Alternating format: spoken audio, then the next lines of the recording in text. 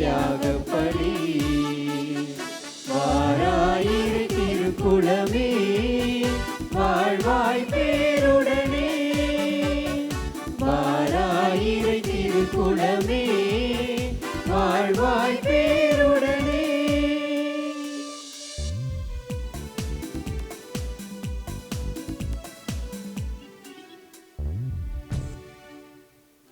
திருப்பலி கருத்துக்கள். அம்முக்குட்டி குடும்பத்தார் நன்றியின் பலியாகவும், ஜேம்ஸ் ராஜ் ரூபா திருமண கடவுள் நன்றியாகவும், அன்புரோஸ் குடும்பத்தார் நன்றியின் பலியாகவும், அந்தோனி அலெக்ஸ் அருள் விஜிம் ஹியோனா குடும்பத்தார் நன்றியின் பலியாகவும், ஆர்பேட் குடும்பத்தார் நன்றியின் பலியாகவும், பிரான்சிஸ் தேவராஜ் மித்ரா குடும்பத்தார் நன்றியின் பலியாகவும், சாந்தகுமார் உலக அமைதிக்காகவும் சமாதானத்துக்காக வேண்டி வேண்டிய பலியாகவும், ஆங்ஸர் மனோஜாம் மார்ஷல் குடும்பத்தார் நன்றியின் பலியாகவும், ஜெரோம் நினைத்த காரியங்கள் நிறைவேற வேண்டிய பலியாகவும், வினியா சுஷல் குடும்பத்தார் நன்றியின் பலியாகவும், பி அம்ப்ரோஸ் 67ஆம் ஆண்டு பிறந்த நாள் நன்றியாகவும், நீட்டா மனோஜ் குடும்பத்தார் நன்றியின் பலியாகவும், அகஸ்டின் ஞான்சி ஜான் ஆர்பெட் ஜான் சார்லஸ் 10ஆம் வகுப்பு +2 தேர்வு சிறப்பாக அதிக மதிப்பெண் பெற வேண்டிய பலியாகவும், ஆண்டனி செலத் மேரி நல்ல சுக வேண்டியும், உலக அமைதி சமாதானம் வேண்டிய பலியாகவும், அத்துவான் குடும்பத்தார் நன்றியின் பலியாகவும், அருள் ஜோதி உடல் நலனுக்காக வேண்டிய பலியாகவும், கிரேஸ் ஆரோக்கியநாதனுடைய உலக வேண்டிய பலியாகவும், சனோ சொந்த வீடு அமைய வேண்டிய பலியாகவும், கிளாரா உடைய ஆண்மலை பற்றிக்காகவும், ஆண்டனி லாரன்ஸ் உடைய ஆண்மலை பற்றிக்காகவும், சின்னப்பன் அமிர்தம்மாள் ஜார்ஜ் அந்தோனிசாமி ரெஜினா மேரியுடைய ஆண்மலை பற்றிக்காகவும், காந்தன் ஆண்ட்ரூஸ் உடைய ஆண்மலை பற்றிக்காகவும், யாரும் முடியாத ஆத்மாக்களுக்காகவும் இந்த தெய்வீக திருப்பலியில் நாம் மன்றாடுவோம். நம்முடைய மன்றாட்டுகளையும் குடும்ப தேவைகளும் ஆண்டவர் பாத்தில் நாம் சமர்ப்பிப்போம். அன்பார்ந்தவர்களே, முன்புறம் இருக்கைகள் காலியாக இருக்கிறது. தயவு செய்து முன்புற இருக்கைகளை அமரும்படியாக உங்களை அன்போடு கேட்டுக்கொள்கின்றோம். தந்தை மகன் தூய ஆவியாரின் பெயராலே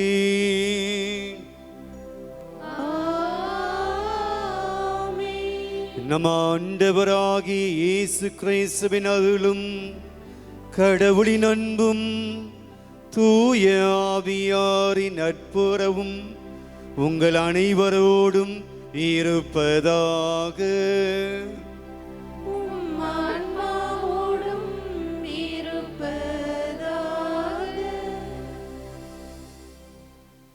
இந்த ஆண்டினுடைய 2 மாதங்களை நாம் நிறைவு செய்திருக்கிறோம். 3வது மாதத்தை நாம் துவங்கியிருக்கிறோம். இந்த மாதத்தினுடைய முதல் நாள். இந்த மாதத்திலே பல்வேறு காரியங்கள் நாம் எடுக்கிறோம். ஒன்று, பல்வேறு குடும்பங்களில் இருக்கக்கூடிய 10ஆம் வகுப்பு 12ஆம் வகுப்பு பிள்ளைகள் தங்களுடைய தேர்வுகளை எழுத இருக்கிறார்கள். சில பேர் ஏற்கனவே துவங்கி இருக்கிறார்கள். நம்முடைய இந்த மாணவ மாணவிகளுக்காக இந்த நாளில் நாம் ஜெபிப்போம். இந்த மாதம் முழுவதுமாக தவ காலத்தில் நாம் பயணிக்கிறோம். இந்த மாதம் முடிந்த உடனே நாம் புனித வாரத்தை துவங்கி இருக்கிறோம். பல்வேறு தவக்கால முயற்சிகளை நாம் எடுத்திருக்கலாம். இந்த தவக்கால முயற்சிகள் எல்லாம் சில சமயத்தில் நாம் கைவிட்டு விடுகிறோம். இதெல்லாம் பண்ண முடியாது, இதெல்லாம் நாம் அவசரத்தில் எடுத்து அவசரமாக விட்டு விடுகிறோம். இந்த மாதத்தில் ஆண்டவருடைய வல்லமை கேட்போம். நாம் எடுத்த தவக்கால முயற்சிகள் முழுமையாக நிறைவாக கடைபிடிக்க வேண்டும். அதுக்குண்டான வல்லமையை கேட்போம். இந்த மாதத்தில் நீங்கள் தனிப்பட்ட விதமாக உங்களுடைய குடும்ப காரியங்கள், சில முன்னெடுப்புகள், முயற்சிகள், திட்டங்கள் நீங்கள் துவங்கியிருக்கலாம். அவற்றை ஆண்டவருடைய பாதத்தில் வைப்போம். சில பேர் சில பயணங்களை மேற்கொள்ள இருக்கலாம். இந்த பயணங்கள் பாதுகாப்பாக அமையும்படியாக ஜெபிப்போம். எனவே இந்த மாதத்தில் நாம் எடுக்கக்கூடிய எல்லா காரியங்களையும் ஆண்டவருடைய கரங்களில் ஒப்பு கொடுத்து, ஆண்டவரை எனக்கு உதவியாய் வாரும், என்னோடு வாரும் என்று சொல்லி இறைவனுடைய ஆசிரை நாம் வேண்டுவோம். இறைவன் தரக்கூடிய ஆசீர்வாதங்களை பெற்றுக்கொள்ள தடையாய் இருக்கக்கூடிய நம்முடைய குற்றங்கள், நம்முடைய பாவங்கள், குறைகள், இவற்றுக்காக நாம் மனம் வருந்தி மன்னிப்பை கேட்போம். எல்லாம் வல்ல இறைவனிடமும் சகோதர சகோதரிகளே, உங்களிடமும் நான் பாவி என ஏற்றுக்கொள்கிறேன். ஏனெனில் என் சிந்தனையாலும் சொல்லாலும் செயலாலும் கடமையில் தவறியதாலும் பாவங்கள் பல செய்தேன். என் பாவமே, என் பாவமே, என் பெரும் பாவமே. ஆகையால் எப்பொழுதும் கன்னியான புனித மரியாவையும் வானதூதர் புனிதர் அனைவரையும் சகோதர சகோதரிகளே உங்களையும் நம் இறைவனாகிய ஆண்டவரிடம் எனக்காக வேண்டிக் கொள்ள மன்றாடுகிறேன். எல்லாம் வல்ல இறைவன் நம்மீது இரக்கம் வைத்து நம் குற்றங்கள் குறைகள் பாவங்களை மன்னித்து நம்மை நிலை வாழ்வுக்கு அழைத்துச் செல்வாராக.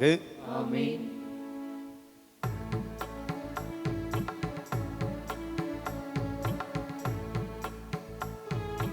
ஆண்டவரே இரக்கமாயிரும். ஆண்டவரே இரக்கமாயிரும். கிறிஸ்துவே இரக்கமாயிரும். கிறிஸ்துவே இரக்கமாயிரும். ஆண்டவரே இரக்கமாயிரும். ஆண்டவரே இரக்கமாயிரும்.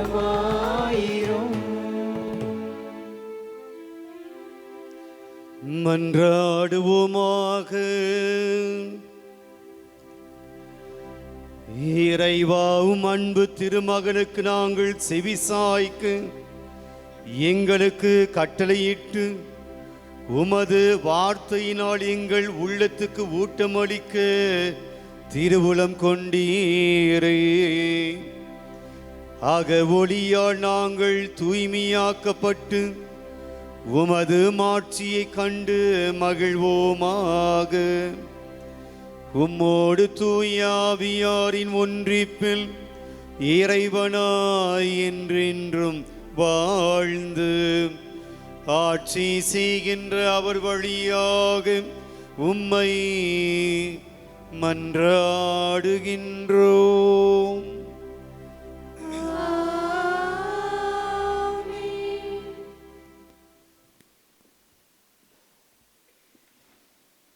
இறை மக்களுக்கு தந்தையாகிய ஆபிரகாம் அழைக்கப் பெறுதல். தொடக்க நூலிலிருந்து முதல் வாசகம். அதிகாரம் 12, இறைவசனங்கள் 1 முதல் 4 முடிய. அந்நாள்களில் ஆண்டவர் ஆபிரகாமை நோக்கி, உன் நாட்டிலிருந்தும் உன் இனத்தவரிடமிருந்தும் உன் தந்தை வீட்டிலிருந்தும் புறப்பட்டு நான் உனக்கு காண்பிக்கும் நாட்டிற்கு செல். உன்னை நான் பெரிய இனமாக்குவேன், உனக்கு ஆசி வழங்குவேன், உன் பெயரை நான் சிறப்புற செய்வேன், நீயே ஆசியாக விளங்குவாய். உனக்கு ஆசி கூறுவோருக்கு நான் ஆசி வழங்குவேன், உன்னை சபிப்போரை நானும் சபிப்பேன். உன் வழியாக மண்ணுலகில் மக்களினங்கள் அனைத்தும் ஆசி பெறும் என்றார். ஆண்டவர் ஆபிரகாமுக்கு கூறியபடியே அவர் புறப்பட்டு சென்றார். ஆண்டவரின் அருள்வாக்கு. இறைவனுக்கு நன்றி.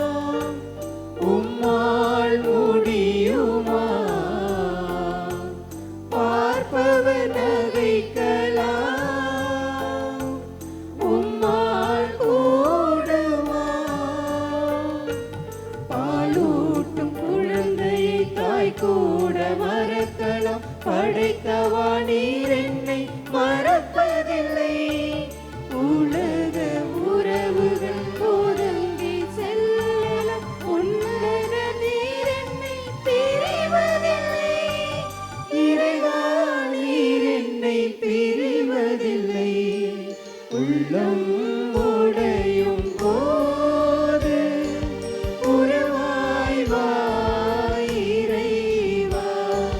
கண்கள் கலங்கும் போது துணையாய் வா இறைவா.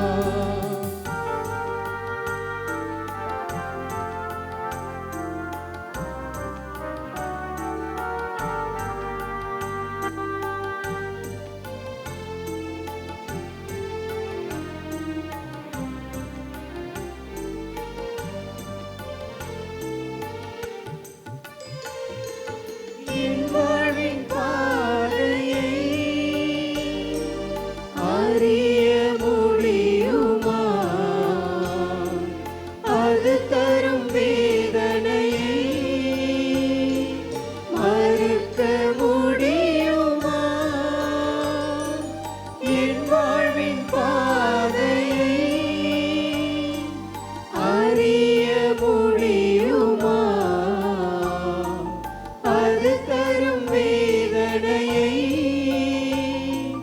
மறுக்க முடியுமா? திசை மாறும் படகாய் தவிக்கின்ற வேளை பயணத்தில் துணையாய் நீர் வாருமே. எல்லாமே விதி என்று வீழ்ந்திடும் வேளை நம்பிக்கை வலுவூட்டி வழிகாட்டுமே. இறைவா வலுவூட்டி வழிகாட்டுமே. உள்ளம் உடையும் போது உறவாய் வா இறைவா. கண்கள் கலங்கும் போது துணையாய் வா இறைவா. சிறகை இழந்த பறவை போல ஒடிந்த கிளையாய் தரையில் வீழ்ந்து உம்மை பார்க்கிறேன். என் உதவி உம்மிடமே. உம்மை பார்க்கிறேன். என் உதவி உம்மிடமே. உள்ளம் உடையும் போது உறவாய் வா இறைவா. கண்கள் கலங்கும் போது துணையாய் வா இறைவா.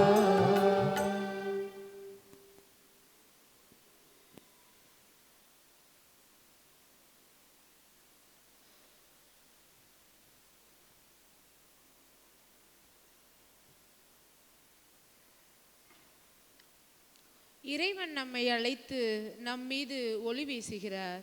2ஆம் வாசகம். அதிகாரம் 1. திருத்தூதர் பவுல் தீமோத்தேயுவுக்கு எழுதிய 2ஆம் திருமுகத்திலிருந்து வாசகம். அதிகாரம் 1. இறைவனின் திருவசனங்கள் 8 10 முடிய. அன்பிற்குரியவரே, கடவுளின் வல்லமைக்கேற்ப நற்செய்தியின் பொருட்டு துன்பத்தில் என்னுடன் பங்கு கொள். அவர் நம் செயல்களை முன்னிட்டு அல்ல, காலங்களுக்கு முந்திய நமது தீர்மானத்தின்படி கிறிஸ்து இயேசு வழியாக நமக்கு அளிக்கப்பட்ட அருளின்படி நம்மை மீட்டுள்ளார். நமக்கு தூய அழைப்பு விடுத்துள்ளார். நம் மீட்பராகிய கிறிஸ்து இயேசு உலகில் தோன்றியதன் மூலம் இப்போது அருள் வெளிப்பட்டுள்ளது. அவர் சாவை அழித்து அழியா வாழ்வை நற்செய்தியின் வழியாக ஒளிரச் செய்தார். இது ஆண்டவர் வழங்கும் அருள்வாக்கு. இறைவனுக்கு நன்றி.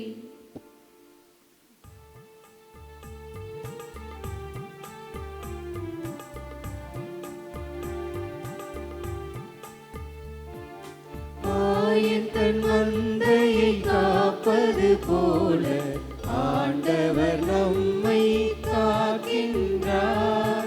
ஆயன் தன் மந்தையை காப்பது போல ஆண்டவர் நம்மை காக்கின்றார். ஒளிரும் மேகத்தினின்று தந்தையின் குரலொலி கேட்டது. என் அன்பார்ந்த மைந்தனிவரே, இவருக்கு செவி சாயுங்கள். ஆயன் தன் மந்தையை காப்பது போல ஆண்டவர் நம்மை காக்கின்றார். ஆண்டவர் உங்களோடு இருப்பாராக. உம் ஆன்மாவோடும் இருப்பாராக. மத்திய எழுதிய தூய நற்செய்தியிலிருந்து வாசகம். ஆண்டவரே மாட்சி உமக்கே.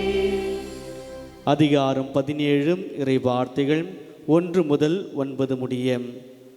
அக்காலத்தில் இயேசு பேதுருவையும் யாக்கோபையும் அவர் சகோதரான யோவானையும் ஓர் உயர்ந்த மலைக்கு தனிமையான கூட்டிக் கொண்டு போனார். அங்கே அவர்கள் முன் அவர் தோற்றம் மாறினார். அவரது முகம் கதிரவனைப் போல் ஒளிர்ந்தது. அவருடைய ஆடைகள் ஒளி போன்று வெண்மையாயின. இதோ மோசேயும் எலியாவும் அவளுக்கு முன் தோன்றி இயேசுவோடு உரையாடி கொண்டிருந்தனர். பேதுரு இயேசுவை பார்த்து, ஆண்டவரே, நாம் இங்கேயே இருப்பது நல்லது. உமக்கு ஒன்றும் மோசேக்கு ஒன்றும் எலியாவுக்கு ஒன்றுமாக 3 கூடாரங்களை அமைக்கட்டுமா? இது உமக்கு விருப்பமா என்றார். அவர் தொடர்ந்து பேசிக் கொண்டிருந்த போது ஒளிமயமான மேகம் ஒன்று அவர்கள் மேல் நேரிட்டது. அந்த மேகத்தினின்று, என் அன்பார்ந்த மைந்தர் இவரே, இவர் பொருட்டு நான் பூரிப்படைகின்றேன், இவருக்கு செவி சாயுங்கள் என்று ஒரு குரல் ஒலித்தது. அதை கேட்டதும் சிலர்கள் மிகவும் அஞ்சி முகங்குப்புற விழுந்தார்கள். இயேசு அவர்களிடம் வந்து அவர்களை தொட்டு, எழுந்திருங்கள், அஞ்சாதீர்கள் என்றார். அவர்கள் நிமிர்ந்து பார்த்தபோது இயேசு ஒருவரை தவிர வேறு எவரையும் காணவில்லை. அவர்கள் மலையிலிருந்து இறங்கி வந்தபோது இயேசு, மானிட மகன் இறந்து உயிருடன் எழுப்பப்படும் வரை இக்காட்சியை பற்றி எவருக்கும் சொல்லக்கூடாது என அவர்களுக்கு கட்டளையிட்டார். ஆண்டவரின் அருள்வாக்கு. கிறிஸ்துவே உமக்கு புகழ்.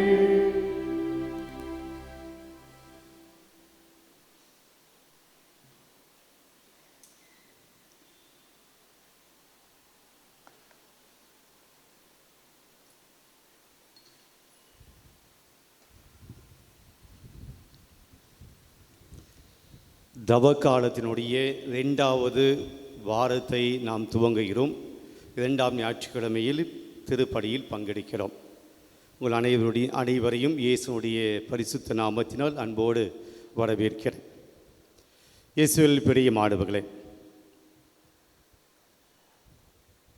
விவிலியத்திலே குறிப்பாக புதிய ஏற்பாட்டிலே 3 இடங்களில் மவுண்டன்ஸ், மலைகள் வருகின்றன. ஒன்று, ஆண்டவர் இயேசு தன்னுடைய பணி வாழ்க்கையை துவங்கிய அந்த தொடக்கத்தில் திருமுழுக்கு பெற்று பாலைவனத்தில் சோதிக்க பெற்று அதன் பின்பாக அவர் முதல் முறையாக போதிக்க துவங்குகிறார். அப்படி போதிக்க அவர் எடுத்துக்கொண்ட இடம் சர்மன் ஆஃப் தி மவுண்ட், மலைப்பொழிவு. மலை மீது ஏறி சென்று அவர் தன்னுடைய போதனையை துவங்குகிறார். மத்தேயு நற்செய்தியின்படி அவர் மலை மீது சென்று தன்னுடைய முதல் போதனையை வைக்கிறார். சர்மன் ஆஃப் தி மவுண்ட், இது முதல் இடம், ஆண்டவர் இயேசு மலை மீது ஏறுவது. கடைசியாக நாம் பார்க்கக்கூடிய 3வது மலை எது என்றால், ஆண்டவர் இயேசு கல்வாரி மலையிலே தன்னுடைய உயிரை விடுகிறார். எல்லாம் நிறைவேறிற்று என சொல்லி இந்த மலைப்பொழிவில் துவங்கிய அந்த பணி கல்வாரி மலையில் எல்லாம் நிறைவுற்றது என சொல்லி தன்னுடைய உயிரை கொடுக்கிறார். இந்த 2 மலைகளுக்கும் நடுவிலே வருவதுதான் இன்றைக்கு நாம் பார்த்த ஆண்டவர் இயேசு உருமாற்றம் அடைந்த மலை, தாபோர் மலை என்று சொல்லுவார்கள். ஆனால் நம் விவிலியத்திலே அந்த மலைக்கு பெயர் சூட்டப்படவில்லை. ஒரு உயர்ந்த மலைக்கு சென்றார்.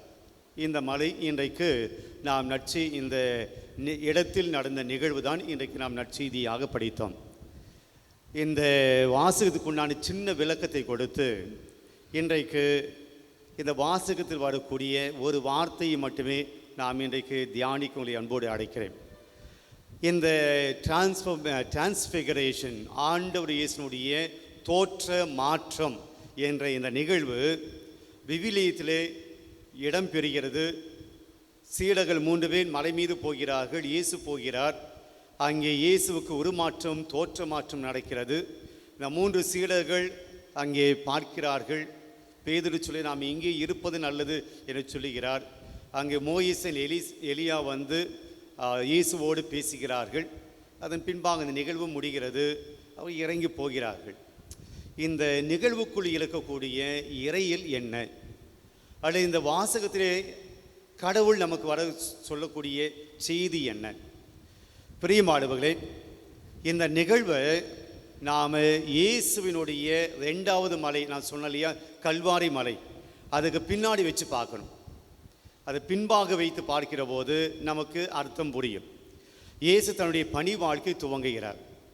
அந்த பணி வாழ்க்கை துவங்குகிற போது அவருடைய போதனைகள் துவக்கம், அதுதான் சர்மன் ஆஃப் த மவுண்ட்.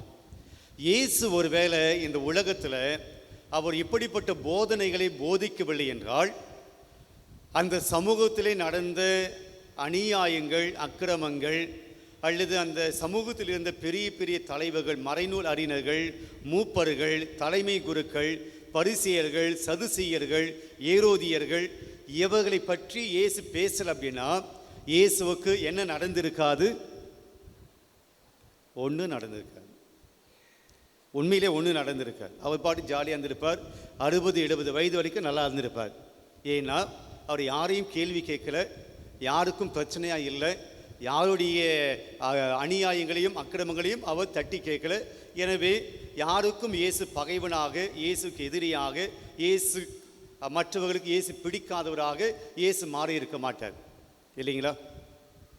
எல்லாம் பூசைக்கு வந்த ஆட்கள், இல்லை பீச்சுக்கு வந்து பஜ்ஜி சாப்பிட்ற ஆட்களா? இல்லை ஒருத்தரும் ஒரு ஆக்ஷனும் இல்லை, அப்படியே இருக்கிறீங்க. இயேசுக்கு எது நடந்திருக்கார்? அவர் பாட்டுக்கு அமைதியாக இருந்துட்டு, அம்மா கூட மாதா கூட இருந்துட்டு, அப்போ 3 வேளை சாப்பிட்டுட்டு வேலை செஞ்சுக்கிட்டு பள்ளிக்கூடம் போயிட்டு காலேஜுக்கு போயிட்டு மற்றவர்கள் போல் அவர் இருந்திருந்தால் இயேசு ஒன்று நடந்திருக்கார். அப்போ இயேசுனுடைய சர்மன் ஆஃப் த மவுண்ட், அதாவது இயேசுனுடைய போதனைகள் தான் இயேசுவை எங்கே கொண்டு போனது? கல்வாரி மலைக்கு கொண்டு போனது.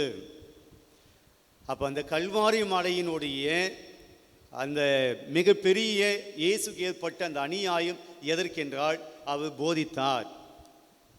அப்போ இந்த சர்மன் ஆஃப் த மவுண்ட் அல்லது இந்த மலைப்பொழிவு அவரை கல்வாரி மலைக்கு கொண்டு போனது. இந்த கல்வாரி மலையில் இயேசு நமக்காக, பாவங்களுக்காக பாடுபட்டார், நமக்காக உயிர் விட்டார், நமக்காக அவர் மரித்தார். இந்த கல்வாரி மலை இயேசுவை எங்கே கொண்டு போகும் என்றால், இன்றைக்கு நாம் பார்த்து இந்த தாபோர் மலை, இந்த உயர்ந்த மலை, இயேசுவுக்கு பின்னாடி, இயேசுடைய பாடுகளுக்கு பின்னாடி நடக்க போகிற அந்த நிகழ்வை தான் ஒரு சின்ன ஒரு காட்சியாக இன்று நமக்கு கொடுக்கப்படுகிறது. இயேசு உருமாற்றம் அடைகிறார். என்னது அது உருமாற்றம்? இயேசு மனித தன்மையில் இருக்கிற இயேசு கல்வாரி மலைக்கு பின்பு அவர் உயிர்ப்பிக்கப்படுவார்.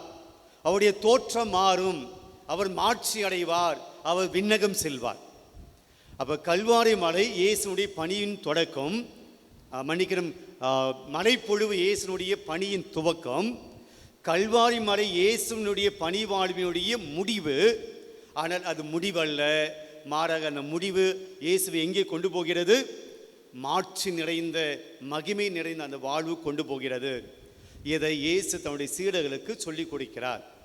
ஏன்னா அதுக்கு முன்னாடி தான் இயேசு தன்னுடைய பாடுகளை பற்றி சொல்வார். மெசியா காட்டி கொடுக்கப்படுவார், அவரை சிலுவையில் அறைவார்கள், அவர் உயிர் விட வேண்டும், பாடுபட வேண்டும். சீடர்களுக்கு இது புரியல. மெசியா எப்படி பாடுபடுவார்? அவர் அரசனாகத்தானே வருவார், யூத மக்களை காப்பாற்றக்கூடிய மன்னனாகத்தானே இருப்பார். ரோமையர்களும் அடித்து விரட்டி இந்த பாலஸ்தீன தேசத்தை யூதர்களுடைய கையில் கொடுப்பார். அவர் எப்படி இறப்பார்? அவர் எப்படி காட்டி கொடுக்கப்படுவார்? அவர் எப்படி மரிப்பார்? இது மக்களுக்கு புரியல, குறிப்பாக இயேசுனுடைய சீடர்களுக்கு புரியல. அப்போ இயேசு இந்த வார்த்தையை சொன்ன உடனே, நான் மரிக்க போகிறேன், என்னை காட்டி கொடுப்பாங்க, அவர் பாடுபடுவார், அடக்கம் செய்யப்படுவார், இது சொன்ன உடனே அவங்களுக்கு புரியல. அப்போ இயேசு தன்னுடைய சீடர்களுக்கு என்ன நடக்க போகிறது, அவருடைய பாடுகளுக்கு பின்னாடி எனக்கு என்ன நடக்கும் என்பதை இயேசு சொல்லிக் கொடுப்பதற்காக இந்த நிகழ்வை அவர் வைக்கிறார். இந்த நிகழ்வு நடக்கிறது. அப்போ நமக்கு இன்றைய வாசகம் நமக்கு சொல்லக்கூடிய செய்தி என்னென்னா, பாடுகளுக்கு பின்பு, இயேசுடைய பாடுகளுக்கு பின்பு மாட்சி இருக்கிறது, மகிமை இருக்கிறது. பெரிய மாடுகளே, நம்முடைய வாழ்க்கையில் நம்முடைய எல்லா துன்பங்களுக்கு பின்னாடி, நம்முடைய வாழ்க்கையில் நாம் சந்திக்கிற எல்லா தோல்விகளுக்கு பின்னாடி, நம்முடைய குடும்பத்தில் நாம் சந்திக்கிற எல்லா இழப்புகளுக்கு பின்னாடி கண்ணீருக்கு பின்பாக தியானப்பால் பாடினார்கள். உள்ளம் கலங்கும் போது, கண்ணீர் சிந்துகிற போது, நம்முடைய கண்ணீருக்கு பின்பாக, நம்முடைய புலம்பலுக்கு பின்பாக, போராட்டங்களுக்கு பின்பாக, நீங்கள் உங்களுடைய வாழ்க்கையை சந்தித்துக் கொண்டிருக்கிற தோல்விகளுக்கு பின்பாக, ஏமாற்றுத்தனங்களுக்கு பின்பாக நீங்கள் உண்மையாகவே இறைவனை நம்பினால் அந்த துன்பங்களுக்கு பின்பாக கடவுள் ஒரு மகிமையை கொடுப்பார், ஒரு மாட்சியை கொடுப்பார், வெற்றியை கொடுப்பார், ஒரு இன்பத்தை கொடுப்பார். ஆக சிலுவை என்பது முடிவு அல்ல, உயிர்ப்பு என்பதுதான் முடிவு. சாவு என்பது முடிவல்ல, உயிர்ப்பு என்பதுதான் முடிவு. துன்பம் என்பது முடிவல்ல, இன்பம்தான் முடிவு என்பதுதான் இன்றைய நற்செய்தி நமக்கு சொல்லக்கூடிய செய்தி. இதுதான் இன்றைய வாசகத்தினுடைய மைய சிந்தனையாக இருக்கிறது. ஆனால் நான் இன்று உங்களோடு பகிர்ந்து கொள்ள வேண்டும் என்று நினைப்பது இன்னொரு செய்தி. ஏன்னா இது நம்முடைய அன்றாட வாழ்க்கைக்கு ரொம்ப ரொம்ப அவசியமான செய்தியாக நான் பார்க்கிறேன். இன்றைக்கு ஆண்டவர் இயேசு உருமாற்றம், அந்த தோற்ற மாற்றம் நிகழ்கிறது. அப்போது மோயிசன் எலியா வந்து பேசுகிறார். பேதுரு, யாக்கோபு, யோவான் இந்த காட்சியெல்லாம் பார்க்குறாங்க. பார்த்து முடித்த உடனே வானத்தில் இருந்து தூய ஆவியானவர் வருகிறார். குரல் ஒன்று கேட்கிறது, இவரே என்னுடைய அன்பார்ந்த மகன், இவருக்கு செவி சாயுங்கள். செவி சாயுங்கள், லிசன். இதுதான் இன்றைக்கு நாம் சிந்திக்கிறோம், செவி சாய்ப்பது. பிரியமான, இன்றைக்கு நாம் அலட்சியப்படுத்துகிற கலாச்சாரத்திலே வாழ்ந்து கொண்டிருக்கிறோம். அலட்சியப்படுத்துவது, நீ பேசிட்டே இரு, நான் மொபைல் பார்த்துன்னு இருக்கிறேன்.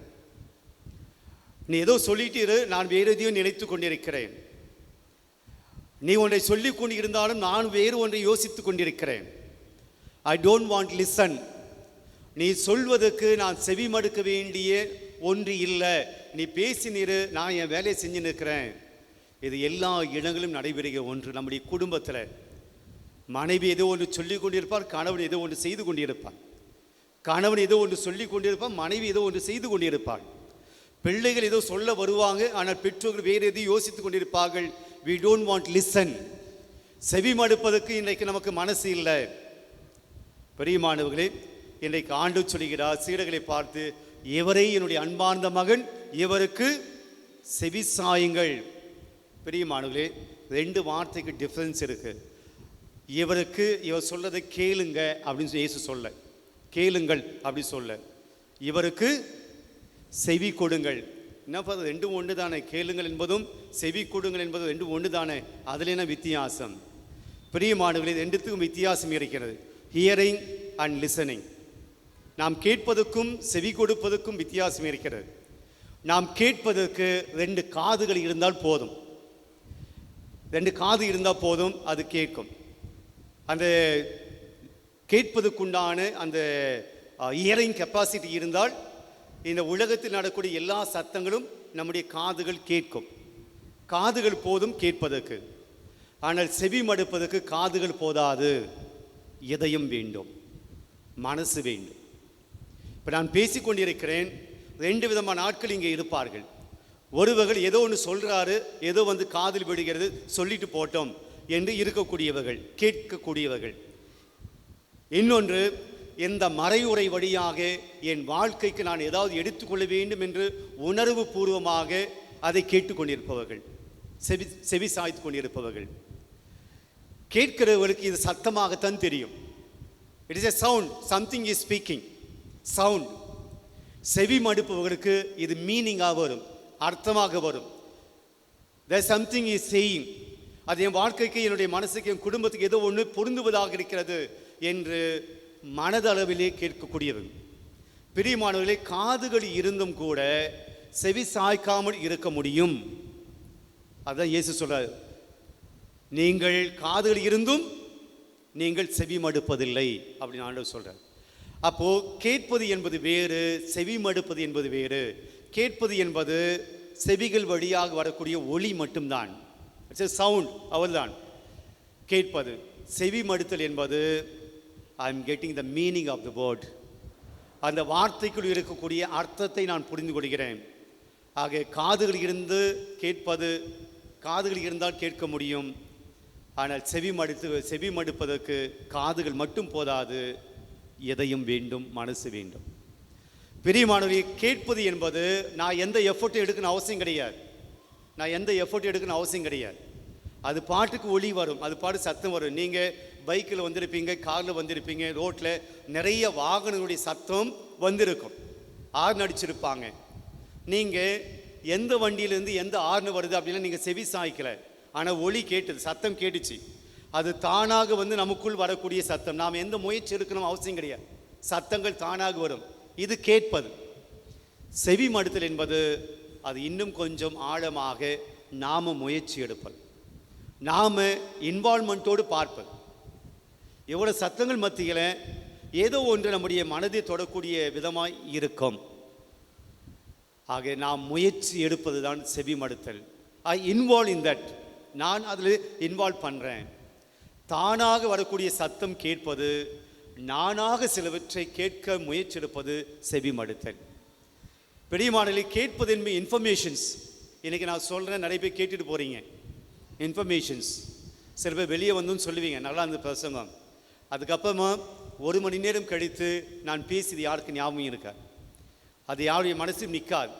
இதை நான் கேட்டுட்டு போகிறது, இது ஜஸ்ட் இன்ஃபர்மேஷன்ஸ். செவி மடுத்தல் என்பது it is not only informations, அது டிரான்ஸ்ஃபர்மேஷனாக மாற வேண்டும். அது நம்முடைய வாழ்க்கையை மாற்றக்கூடியதாக இருக்கும். நாம் ஒன்றை செவி மடுக்கிறோம் என்றால் அதை பாயிண்ட்டு, அந்த செய்தி என் வாழ்க்கையில் எடுத்துகிட்டு, ஆமாம் இது தப்பு, நான் மாற்றிக்கணும், இது சரியானது, நான் ஏற்றுக்கணும், நான் இப்படி இருக்கிறேன், நான் இப்படியாக மாற்றிக்கணும் என்று அது செவி மடுத்தல் என்பது டிரான்ஸ்ஃபர்மேஷன்ஸ்க்காக மாறும். It is not only informations, it makes me to transform my self, என்னை மாற்றுவதற்கு உதவியாக இருக்கும். இதுதான் செவி மடுத்தல். இன்னைக்கு ஆண்டவர் சொல்கிறார், இயேசு சொல்வதை கேளுங்கள் என்று சொல்கிறாரா அல்லது செவி சாயுங்கள் என்று சொல்கிறாரா? செவி சாய்க்க சொல்கிறார். ஆனால் பல சமயத்தில் நாம் ஞாயிற்றுக்கிழமை இறை வார்த்தை கேட்டுட்டு போகிறோமா, செவி மடுத்துட்டு போகிறோமா? நாங்கள் 2மே பண்ணுறது ஃபாதர். நீங்கள் சொல்கிறதையும் கேட்கறதில்லை, செவி மடுப்பதும் இல்லை. நாங்கள் பாட்டு உட்காரோம், நீங்கள் பாட்டு எதோ சொல்கிறீங்க, போகிறோம். பிரியமானவர்களே, ஆண்டவர் இயேசுனுடைய வார்த்தைக்கு செவி மடுக்க சொல்கிறார். கேட்பவர்களாக, இந்த காதில் வாங்கி இந்த காதில் விடுகிறவர்களாக அல்ல. செவி மடுத்தல் என்பது எதை சார்ந்தது? செவி மடுத்தல் என்பது எதை சார்ந்தது? காதுகளா அல்லது மனதா? இறை வார்த்தை மனதுக்கு போக வேண்டும். பிரியமானவர்களே, வெறும் இன்ஃபர்மேஷனாக அல்ல. இன்றைக்கி ஏதோ ஃபாதர் சொன்ன இன்ஃபர்மேஷன், புது தாட், புது செய்தி அல்ல. என் மனதுக்குள் செல்ல வேணும், இதயத்துக்குள் செல்ல வேணும். அது எனக்கு டிரான்ஸ்ஃபர்மேஷனை கொண்டு வரணும். செவி சாயுங்கள்.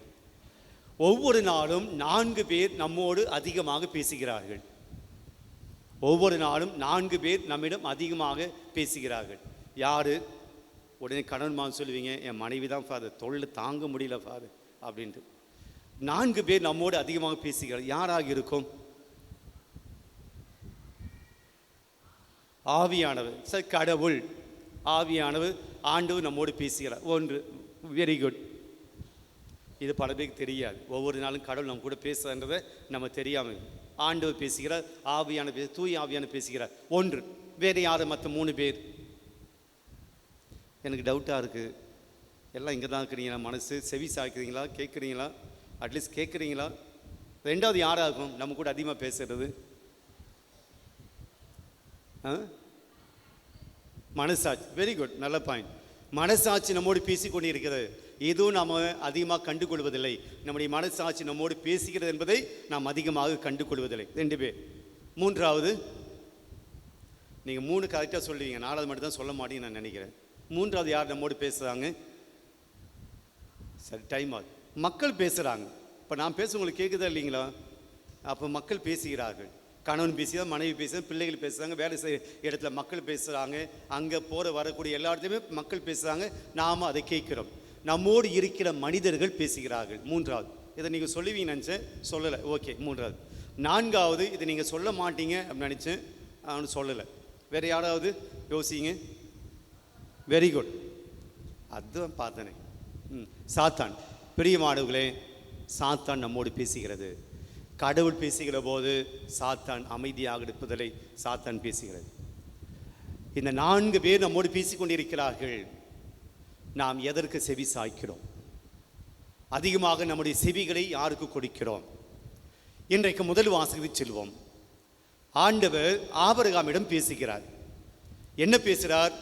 நீ உன்னுடைய நாட்டை விட்டுட்டு உனக்கு தெரியாத நாட்டுக்கு நீ போ அப்படின்னு ஆண்டவர் சொல்கிறார். கொஞ்சம் யோசிச்சு பாருங்க. நீங்கள் ஒரு இடத்துல ஒரு 10 வருஷமாக இருக்கிறீங்க. ஒரு வாடகை வீடாக, லீஸுக்கு எடுத்த வீடாக இருக்கிறீங்க. உங்களுக்கு அந்த இடத்துல இருக்கிற எல்லாருமே உங்களுக்கு பிடிச்சு போச்சு, ரொம்ப பிடிச்சு போச்சு, நல்ல இருக்கிறீங்க. வீட்டு ஓனர் வந்து, இல்லைங்க அடுத்த வருஷம் நீங்கள் காலி பண்ணிடணும், 2-3 மாதம் நீங்கள் காலி பண்ணிடணும், நீங்கள் வேறு வீடு பார்த்துக்குங்க என்று சொல்லுகிறார். நமக்கு அந்த இடத்துல எல்லோருமே பழக்கமாகி எல்லாம் நல்ல நிம்மதியாக ஒரு கம்ஃபர்ட் ஜோனாக அந்த இருக்கிற போது நாம் அந்த இடத்தை விட்டு நாம் போவதற்கு அது மகிழ்ச்சியாக இருக்குமா, கஷ்டமாக இருக்குமா? எதுக்காவது பதில் சொல்லலாம். கஷ்டம். ஏன்? அது நமக்கு வசதியாக போய்விட்டது. அங்கே இருக்கிற மக்கள் நமக்கு நண்பர்கள் ஆகிவிட்டாங்க. எல்லாரோடும் நாம் பேசிக்கிறோம், அவருடைய அன்பு பாசம்லாம் கிடைக்குது. அந்த இடத்தை விட்டு போகிறது நமக்கு கஷ்டம். இப்போ அதையே கொண்டு வந்து ஆபிரகாமுக்கு வைங்க. அவங்களுடைய மக்கள் இருக்கிறார்கள், சொந்தக்காரர்கள் இருக்கிறாங்க, அவருடைய வேலைக்காரர்கள் இருக்கிறாங்க, எல்லாம் வசதியாக இருக்குது. ஆண்டவர் சொல்கிறாரு, நீ இந்த இடத்தை விட்டுட்டு நீ வேற ஒரு ஊருக்கு போ. இனம் தெரியாத, விலாசம் தெரியாத, அட்ரஸ் தெரியாத, அந்த மக்களை பற்றி தெரியாத அந்த இடத்துக்கு நீ போ அப்படின்னு சொல்கிறார். இப்போ ஆபிரகாம் ஆண்டவருடைய வார்த்தைக்கு செவி கொடுத்தாரா இல்லையா? செவி கொடுத்தார். அந்த செவி கொடுத்து என்னன்னா, இந்த காதில் வாங்கி இந்த காதில் விடலை, அல்லது சண்டை போடலை.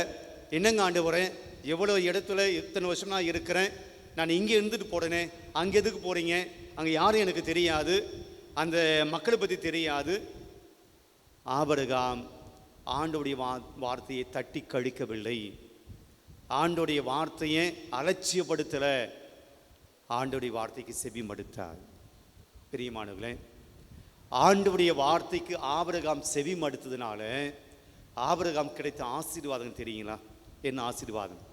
இன்றைக்கு 4 ஆசீர்வாதங்களை தான் முதல் வாசகத்தில் படித்தோம். முதல் ஆசீர்வாதம் என்னவென்றால், நீ அந்த நாட்டுக்கு போனீன்னா உன்னை பெரிய இனமாக்குவேன், பெரிய இனமாக்குவேன். பிரியமானவர்களே, பெரிய இனம் என்பதை நாம் எப்படி புரிந்து கொள்ளலாம்? இன்றைய சூழ்நிலையில் ஆபிரகாமுக்கு பிள்ளைகள் கிடையாது. பிள்ளைகள் இல்லாத ஒரு சூழ்நிலையில் சொல்கிறார், உன்னை பெரிய இனமாக்குவேன். நம்முடைய ஆண்டவருடைய வார்த்தைக்கு நாம் செவி கொடுக்கிற போது நம்முடைய வாழ்க்கையில் நடக்கூடிய முதல் ஆசீர்வாதம் என்னவென்றால், இறை வார்த்தைக்கு செவி மடிக்கிற நாம் எல்லாருக்கும் பிரியமானவர்களாய், எல்லாருக்கும் பிடித்தமானவர்களாய் நாம் மாறுவோம். நம்முடைய உறவு அதிகமாகும். நம்மை நேசிக்கக்கூடியவர்கள் நிறைய பேர், நம்மை ஏற்றுக்கொள்ளக்கூடியவர்கள் நிறைய பேர் நம்மோடு சேருவார்கள். உன்னுடைய இனம் பெரிதாகும். ரொம்ப எளிமையாக சொல்லணும்னா, நம்முடைய உறவுகள் நல்லா இருக்குங்க. நீங்கள் ஆண்டவருடைய வார்த்தைக்கு செவி மடுத்தீங்கன்னா நீங்கள் கோபமாக பேச மாட்டீங்க. நீங்கள் ஆண்டவருடைய வார்த்தைக்கு செவி சாய்த்தால் நீங்கள் எரிச்சல் பட மாட்டீங்க. நீங்கள் ஆண்டவருடைய வார்த்தையின்படி வாழ்ந்தீங்கன்னா உங்களுடைய வாழ்க்கை நல்லா இருக்கும். ஆக மிக எளிதாக மக்கள் உங்களை தேடி வருவார்கள், உங்களை ஏற்றுக்கொள்வார்கள். உங்களுடைய வார்த்தை அடுத்தவர்களுக்கு வாழ்வளிக்கக்கூடியதாக, ஆறுதல் சொல்லக்கூடியதாக, அந்த கடவுளுடைய வார்த்தையாக உங்களுடைய வார்த்தை அமையும். முதல் ஆசீர்வாதம் ஆபிரகாம் கொடுக்கிறார், உங்களுடைய இனம் பெருகும். இனம் என்பது வெறும் மக்கள் தொகை அல்ல, அவருடைய வாழ்க்கை உயர்கிறது, மேன்மைப்படுகிறது. பெரியவங்க, உங்களுடைய வாழ்க்கையில் நீங்கள் எடுக்கக்கூடிய முயற்சியினால், நல்ல கவனிங்க, நீங்கள் எடுக்கக்கூடிய முயற்சியினால் உங்களுடைய வாழ்க்கை முன்னேறும் நினைக்கிறீங்க. நான் சொல்கிறேன், நீங்கள் கடவுளுடைய வார்த்தைக்கு செவி மடிக்கிற போது கடவுள் உங்களை உயர்த்துவார். நீங்கள் எத்தனை வருஷம் கஷ்டப்பட்டீங்களே, என்ன உயர்வை கண்டிருக்கிறீர்கள்? இத்தனை ஆண்டுகள் படாத பாடுபட்டிருக்கிறீர்களே, என்ன சேமித்து வைத்திருக்கிறோம்? ஒருவேளை பணம் சேர்த்திருக்கலாம், குடும்பத்தில் மகிழ்ச்சி சேர்த்திருக்கிறோமா? உங்கள் குடும்பத்தில் சந்தோஷத்தை சேர்த்திருக்கிறீங்களா? மன நிம்மதி உங்கள் மனசில் இருக்கா? மனசெல்லாம் ஒரு நிறைவாக இருக்கக்கூடிய வாழ்க்கை வாழ்றீங்களா? ஒரு வாழ்கிற வாழ்க்கையில் ஒரு சந்தோஷத்தை நிறைவாக பெற்றிருக்கிறீங்களா? What is your savings? பணம் மட்டும் சேர்த்து வைக்கக்கூடிய வாழ்க்கை வாழ்வாகாது. அப்போது இறைவனுடைய வார்த்தையின்படி நீங்கள் வாழ்கிற போது நம்முடைய முயற்சியினால் சேர்த்து வைக்கிறதை விட ஆண்டவருடைய இறைவார்த்தை கேட்கிற போது நாம் இன்னும் அதிகமாக வாழ்க்கையில் உயர்கிறோம். ஆக பிரியமானவர்களே, ஆண்டவருடைய வார்த்தை கேட்கிற போது உன்னுடைய இனம் பெருகும். ரெண்டாவது, ஆபிரகாமுக்கு கொடுத்த ஆசீர்வாதம் என்னது? உன்னுடைய பெயர் விளங்கும். உன்னுடைய பெயர் விளங்கும். நீ புதுசாக வேறு நாட்டுக்கு போகிற, அங்கே யாரும் உனக்கு தெரியாது, ஆனால் அந்த போன இடத்துல உன்னுடைய பெயர் விளங்கும். நீ பெருமையாக இருப்ப, உன்னை எல்லோரும் போற்றுவார்கள், உன்னை எல்லோரும் பெருமைப்படுத்துவார்கள். நாம் இருக்கக்கூடிய இடத்துல பெருமையாக இருக்கலாங்க, நம்மளை பற்றி தெரியும். ஆனால் புது இடத்துல போகிற போது நம்மளை பற்றி யாருக்குமே தெரியாது. அப்போ எப்படி அந்த பெயர் விளங்கும், பெருமையாக பேசப்படும்? பிரியமானவர்களே, ஆண்டவருடைய வார்த்தை கேட்கிற போது உன்னை மேலே உயர்த்துவார், மேன்மைப்படுத்துவார். உன்னுடைய பெயர் ஆசீர்வதிக்கப்பட்டதாக இருக்கும். நீ மேலே மேலே உயர்கிற போது உன்னுடைய பெயரை எல்லோரும் பார்ப்பார்கள், கேட்பார்கள், நீ மேலே உயர்வாய். இரண்டாவது ஆசீர்வாதம், உன்னை ஆண்டவர் மேன்மைப்படுத்துகிறார். உன்னுடைய பெயர் எல்லாருக்கும் விளங்கும்படியாக, தெரியும்படியாக உயர்ந்த இடத்துல ஆண்டு வைக்கிறார். மூன்றாவது, ஆபிரகாம் இறைவனுடைய வார்த்தை கேட்டதினால் அவர் கிடைத்த மூன்றாவது ஆசீர்வாதம் என்னவென்றால், நீயே ஆசீர்வாதமாய் இருப்பாய். You will be blessing to others. நீ ஒரு ஆசீர்வாதமாய் இருப்ப. உன்கிட்ட வரவங்க நல்லதை வாங்கி கொள்வார்கள், கெட்டதை அல்ல. நீ எது எடுத்தாலும் அடுத்தவங்களுக்கு என்னவா மாறும்? ஆசீர்வாதமாக மாறும். நீ எதை செஞ்சாலும் எதுவும் கெட்டதாக இருக்காது. உன்னை தேடி வருகிறவர்களுக்கு உன்னால் நல்லது மட்டும்தான் நடக்கும். யூ வில் பி த நீ ஆசீர்வாதமாக இருப்ப. இது மூன்றாவது ஆசீர்வாதம். நான்காவது, நீ இருக்கக்கூடிய இடத்துல மக்கள் அனைத்துக்கும் ஆசீர் பெறும். நீ போகிற இல்லையா புது இடத்துல, உனக்கு மட்டும் கிடையாது, நீ அந்த நாட்டுக்கு போனீங்கன்னா அந்த நாடு முழுவதும் ஆசீர் பெறும். அந்த நாடு எந்த நாடு? ஆபிரகாம் போனது கானான் நாடு. அந்த கானான் நாடு தான் விவிலியத்தில் நாம் என்ன சொல்லி வாசிக்கிறோம்? பாலும் தேனும் பொடியும் நாடு. பெரியமானங்களே, ஆண்டோடைய வார்த்தை கேட்கிற போது உங்கள் வீடு கானான் தேசமாக மாறும். உங்கள் வீடு பாலும் தேனும் பொடியும் இடமாக மாறும். வளமையும் செழுமையும் இருக்கக்கூடிய இடமாய் மாறும். நம்முடைய குடும்பத்தில் இறை வார்த்தைக்கு செவி மடுக்கிறவர்களாக வாழ்கிற போது இறைவன் நம்மை உயர்த்துவார். Praise the Lord, praise the Lord. பிரியமானவர்களே, இப்போ நம்முடைய வாழ்க்கைக்கு வருவோம். இன்றைக்கு நம்முடைய குடும்பங்களில் நடைபெறுகிற காரியங்கள், செவி மடுக்கக்கூடிய மனது நம்மிடம் இருக்கிறார். நான் ஏற்கனவே சொன்னது போல குடும்பங்களை ரொம்ப ஈஸியாக அலட்சியப்படுத்துகிற போக்கு இருக்கிறது. செவி மடுத்தல் நம்முடைய குடும்பத்துக்கு ரொம்ப ரொம்ப அவசியம். ஒரு 4 காரியங்களை மட்டும் நான் சொல்லி நான் நிறைவு செய்கிறேன். உங்கள் குடும்பத்தில் கேட்கிறவர்களாக மட்டும் இருக்காதீங்க, செவி சாய்ப்பவர்களாக இருங்கள். 1, நீங்கள் செவி சாய்க்கிற போது என்ன நடக்கிறது? மனைவி வருகிறாள் அல்லது கணவன் வருகிறாள், ஏதோ மனதில் இருக்கக்கூடிய ஒரு வேதனையை, கஷ்டத்தை சொல்லணும் என்று வருகிறாள். தன்னுடைய மனசுக்குள்ளே ஏதோ ஒரு பாரத்தை சுமந்து கொண்டு வருகிறார். அதை கணவனிடமோ அல்லது மனைவியிடமோ சொல்ல வருகிறார். நீங்கள் தட்டி கழிக்கிறீர்கள். இங்கே என்ன நடக்கிறது? அவள் சொல்ல வந்த விஷயத்தை மட்டும் நீங்கள் தட்டி கழிக்கல, சொல்ல வந்த நபரை தட்டி கழிக்கிறீர்கள். நீங்கள் அலட்சியப்படுத்துவது அவள் சொல்ல வந்த அல்லது அவர் சொல்ல வந்த அந்த செய்தி மட்டும் கிடையாது, அவள் சொல்ல வந்த அந்த வார்த்தைகளை மட்டும் கிடையாது, சொல்ல வந்த மனிதரை அலட்சியப்படுத்துறீங்க. You are not important for me. நீ எனக்கு முக்கியம் அல்ல. உன்னை பற்றி, நீ சொல்வதை பற்றி நான் கேட்க அல்லது செவி கொடுக்க எனக்கு நேரமில்லை. அவ்வளோ பெரிய ஆளு கிடையாது. பிரியமானவர்களே, நாம் செவி சாய்க்காத ஒரு நடக்கக்கூடிய மிகப்பெரிய ஒரு விஷயம், நாம் நம்முடைய குடும்பத்தாரை காயப்படுத்துகிறோம், வேதனைப்படுத்துகிறோம். நீ எனக்கு முக்கியம் அல்ல என்பதை நாம் மறைமுகமாக சொல்லுகிறோம். பிரியமானவர்களே, மதிப்பு தராமல் நாம் அலட்சியப்படுத்துகிறோம். You are not respecting your partner, you are not respecting your wife, not respecting your husband, you are not respecting your children. பிள்ளைகள் வருகிறார்கள், ஏதோ சொல்லணும் வராங்க, டேய் அடி போ எனக்கு வேலை இருக்குது. உங்கள் பிள்ளைகளை அலட்சியப்படுத்துகிறீங்க, மனதை காயப்படுத்துகிறீர்கள், பிள்ளைகளை மதிக்காமல் இருக்கிறீர்கள். அப்போ எத்தனை நாட்கள் நீங்கள் அலட்சியப்படுத்தும் போதெல்லாம் கொஞ்சம் யோசித்து பாருங்கள், எத்தனை தடவை காயப்படுத்தியிருக்கிறீங்க, அவமரியாதை செய்திருக்கிறீர்கள், அவருக்கு மரியாதை கொடுக்காமல் நீங்கள் நடந்திருக்கிறீர்கள். பிரியமானவர்களே, ஒருவேளை உங்கள் ஒய்ஃபு அதை தெளிவாக சொல்லாமல் இருக்கிற, நான் காயப்பட்டேன், நீங்கள் அப்படி நடந்ததுனால நான் காயப்பட்டிருக்கிறேன், உங்களிடம் சொல்லாமல் இருந்திருக்கலாம். உங்கள் ஹஸ்பண்ட் உங்ககிட்ட சொல்லாமல் இருந்திருக்கலாம், நீ அப்படி பண்ணது எனக்கு ரொம்ப காயத்தை ஏற்படுத்தியது என்று சொல்லாமல் இருக்கலாம். ஆனால் காயம் உண்டாக்கி இருக்கிறோம். அப்படிப்பட்ட நேரத்தில் அலட்சியப்படுத்தி இருக்கிறோம். ஒரு செய்தியை கூட நான் சொல்லுகிறேன். பல சமயத்தில் நாம் நடக்கக்கூடிய தற்கொலைகளை எல்லாம் பார்க்கிற போது, சூசைட்ஸ் எல்லாம் பார்க்கிற போது, யாரோ ஒருவரிடம் கடைசி நிமிடத்தில் பேச வேண்டும் என்று முயற்சி செய்திருப்பார். அந்த வேதனையை யார்கிட்டயோ ஒருவரிடம் சொல்ல வேண்டும் என்று நினைத்திருப்பார். அந்த கஷ்டத்தை அந்த நேரத்தில் ஒருவர் லிசன் பண்ணியிருந்தால் அவனை சூசைட் பண்ணியிருக்க மாட்டார். என்னுடைய கஷ்டத்தை சொல்வதற்கு இந்த உலகத்தில், நான் சொல்கிறத இந்த உலகத்தில் யாரும் காது கொடுத்து செவி மடுப்பதற்கு இந்த உலகத்தில் யாருமே இல்லை. அந்த நிலை வருகிற போதுதான் அவர்கள் சூசைட் பண்ணுறாங்களாம். என் துன்பத்தை செவிமடுப்பதற்கு இந்த உலகத்தில் ஒருவர் கூட இல்லை என்கிற சூழ்நிலை வருகிற போதுதான் ஒருவர் கமிட்டிங் சூசைட் என்று சொல்லப்படுகிறது. பிரியமானவர்களே, நம்முடைய குடும்பத்தில் செவிமடுக்க கற்றுக்கொள்வோம். இல்லை என்றால் சில சமயத்தில் நாமும் கூட பேர் ஆபத்துகளை சந்திக்க வேண்டியிருக்கும். அதுக்கு பின்பாக வருத்தப்பட்டு கோபப்பட்டு அழுது புலம்பி அல்ல. There's a time to listen. Listen பண்ண வேண்டிய நேரங்களை நீங்கள் கவனத்தில் கொள்ள வேண்டும். அதை நீங்கள் மிஸ் பண்ணிட்டீங்கன்னா அது ஆபத்தில் முடியும். செவிமடுங்கள். அது பிள்ளைகளானாலும் சரி, கணவனானாலும் சரி, மனைவியானாலும் சரி, பெரியவர்களானாலும் சரி, செவி கொடுங்கள். ரொம்ப நேரம் ஆகாது, ரொம்ப நேரம் ஆகாது. ஃபியூ மினிட்ஸ், ஃபியூ செகண்ட்ஸ் அல்லது கொஞ்சம் நேரம், அவ்வளோதான். But it's very very important நம்ம குடும்ப வாழ்க்கையில். ரெண்டாவது, செவி மடுப்பது என்பது ஏதோ ஒரு ஆக்ஷன் அல்ல. It is not just action. நீங்கள் செவி மடுப்பதின் வழியாக நீங்கள் மறைமுகமாக சொல்கிறீங்க நான் உன்னை அன்பு செய்கிறேன், ஐ லவ் யூ, நான் உங்களை அன்பு செய்கிறேன் என்பதின் வெளிப்பாடு தான் செவி மடுத்தல்.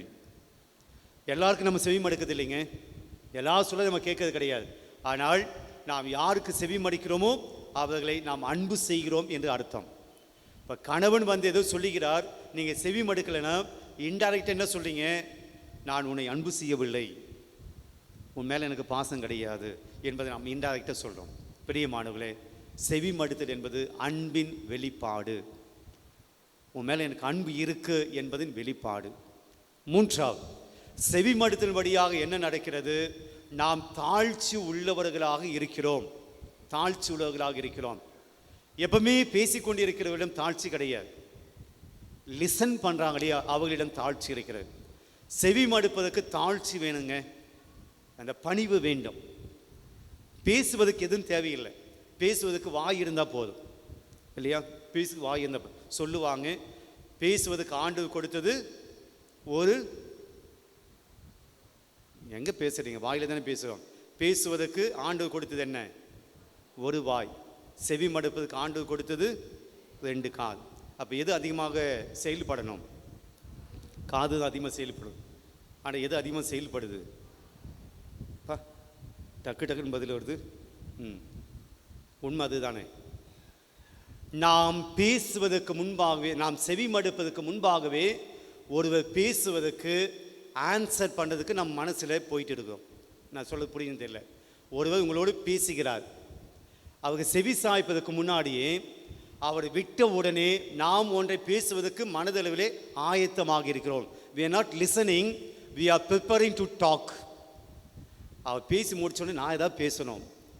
நாம் அடுத்தவருக்கு செவி சாய்க்கக்கூடிய மனநிலை நமக்கு யாருக்கும் கிடையாது. we want to speak more. பிரியமானவர்களே, தாழ்ச்சி இருந்தால் தான் செவி சாய்க்க முடியும். ஆணவம் அகவாம் இருந்தால் செவி சாய்ப்பது கஷ்டம். அப்போ நீங்கள் செவி சாய்க்கிற போது நீங்கள் அதிகமாக செவி சாய்ப்பவராக இருந்தால் நீங்கள் பெருமைப்பட்டு கொள்ளுங்கள், நான் தாழ்ச்சியோடு இருக்கிறேன், என்னிடம் பணிவு இருக்கிறது. நான்காவது, இறுதியாக, தாழ்ச்சி உள்ளவர்களிடம் உறவுகள் அதிகமாகும், அவருடைய உறவுகள் பெருகும். எல்லாரும் அவனுக்கிட்ட அவங்ககிட்ட தான் வருவாங்க.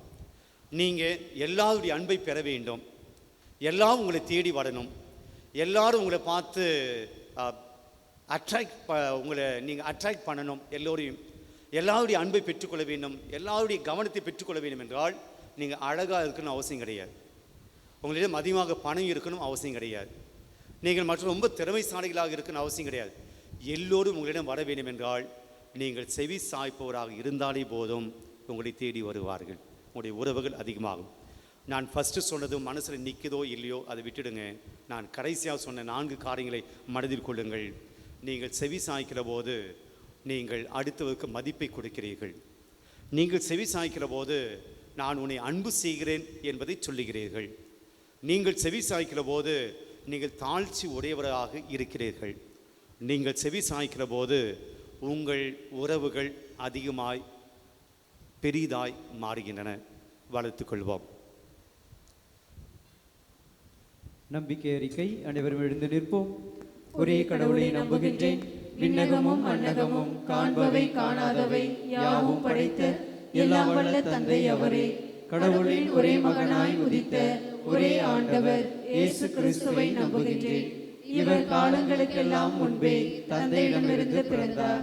கடவுளினின்று கடவுளாக, ஒளியினின்று ஒளியாக, உண்மை கடவுளினின்று உண்மை கடவுளாக உதித்தவர். இவர் உதித்தவர் உண்டாக்கப்பட்டவர் அல்ல, தந்தையோடு ஒரே பொருளானவர். இவர் வழியாகவே யாவும் படைக்கப்பட்டன. மனிதர் நமக்காகவும் நம் மீட்புக்காகவும் விண்ணகமிருந்து இறங்கினார். தூய ஆவியால் கன்னிமரியாவிடம் உடலெடுத்து மனிதரானார். மேலும் நமக்காக பொந்திய பிலாத்தின் அதிகாரத்தில் சிலுவையில் அறையப்பட்டு பாடுபட்டு இறந்து அடக்கம் செய்யப்பட்டார். மறைநூல்களின்படி 3ஆம் நாள் உயிர்த்தெழுந்தார். விண்ணகத்துக்கு எழுந்தருளி எல்லாம் வல்ல தந்தையின் வலப்பக்கம் வீற்றிருக்கின்றார். வாழ்வோரையும் இறந்தோரையும் தீர்ப்பிட மாட்சியுடன் மீண்டும் வர இருக்கின்றார். அவரது ஆட்சிக்கு முடிவிராது. தந்தையிடமிருந்தும் மகனிடமிருந்தும் புறப்படும் ஆண்டவரும் உயிரளிப்பவருமான தூய ஆவியாரை நம்புகின்றேன். இவர் தந்தையோடும் மகனோடும் ஒன்றாக ஆராதனையும் ஆட்சியும் பெறுகின்றார். இறைவாக்கினர்கள் வாயிலாக பேசியவர் இவரே. ஒரே புனித கத்தோலிக்க திருத்தூதர் வழிவரும் திரு அவையை நம்புகின்றேன். பாவ மன்னிப்புக்கான ஒரே திருமுழுக்கை ஏற்றுக்கொள்கின்றேன். இறந்தோரின் உயிர்ப்பையும் வரவிருக்கும் மறுவுலக வாழ்வையும் எதிர்பார்க்கின்றேன். ஆமென். கண்களை மூடுவோம். நம்முடைய கடந்த கால வாழ்க்கை யோசித்து பார்ப்போம். எத்தனை முறை உங்களுடைய குடும்பத்தில் இருந்தவர்களுடைய கூக்குரலை, அழுகுரலை, அவருடைய அங்கலாய்ப்பை, மனவேதனையை நாம் அலட்சியப்படுத்தியிருக்கிறோம். அவர்களுக்கு செவி சாய்க்காமல் இருந்திருக்கிறோம்.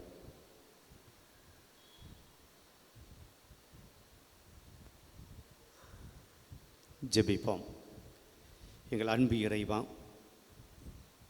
இவரே என்னுடைய அன்பார்ந்த மகன், இவருக்கு செவி சாயுங்கள் என்று சொல்லி நாங்கள் கடவுளுக்கும் எங்களுடைய மனசாட்சிக்கும் எங்களுடைய அயலாருக்கும் செவி சாய்க்கக்கூடியவர்களாய் இருக்க வேண்டும் என்று சொன்னீரே. வரக்கூடிய நாட்களில் எங்கள் குடும்பத்தாருக்கு நாங்கள் செவி சாய்க்கக்கூடியவர்களாகி வாழ உம்முடைய வல்லமையை தார், உம்முடைய கிருபையை தார். எங்கள் ஆண்டவர் இயேசு கிறிஸ்துபடியாக உம்மை மன்றாடுகின்றோம். ஆமென்.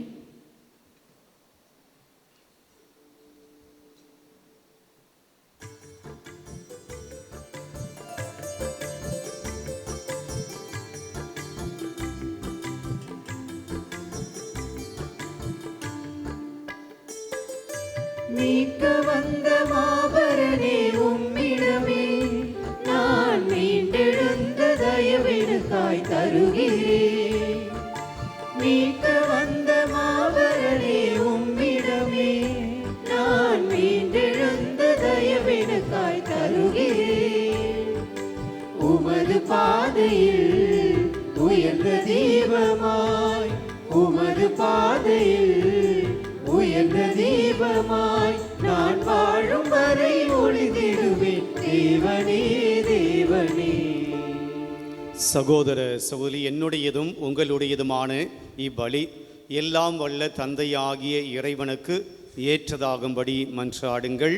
ஆண்டவர் தமது பெயரின் புகழ்ச்சிக்காகவும் ஆட்சிக்காகவும் நமது நன்மைக்காகவும் புனித திரு அவை அனைத்தின் நலனுக்காகவும் உமது கையிலிருந்து இப்பலியினை ஏற்றுக்கொள்வாராக. ஆண்டவரை பலி பொருள் எங்கள் பாவங்களை கழுவி போக்க உம்மை வேண்டுகின்றோம். பாஸ்கா விழாவை கொண்டாடுவதற்கு மீது நம்பிக்கை கொண்டோரின் உடல்களையும் மனங்களையும் அது புனிதப்படுத்துவதாக. எங்கள் ஆண்டவர் இயேசு கிறிஸ்து வழியாக உம்மை மன்றாடுகின்றோம்.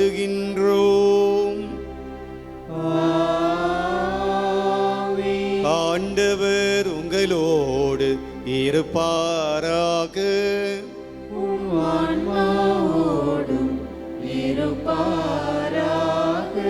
இதயங்களை மேலே எழுப்புங்கள். ஆண்டவரிடம் எழுப்பியுள்ளோம். நம் இறைவனாகிய ஆண்டவருக்கு நன்றி கூறுவோம். அது தகுதியும் நீதியுமானதே. ஆண்டவரே, தூயவரான தந்தை, என்றும் உள்ள எல்லாமுடைய இறைவா, எங்கள் ஆண்டவராகிய கிறிஸ்து வழியாக எந்நாளும் இவ்விடத்திலும் நாங்கள் உமக்கு நன்றி செலுத்துவது மெய்யாகவே தகுதியும் நீதியுமாகும். எங்கள் கடமையும் மீட்புக்குரிய செயலுமாகும். கிறிஸ்து தமது சாவை சீடர்களுக்கு முன்னறிவித்து புனித மலையில் தமது பேரொளியை வெளிப்படுத்தினார்.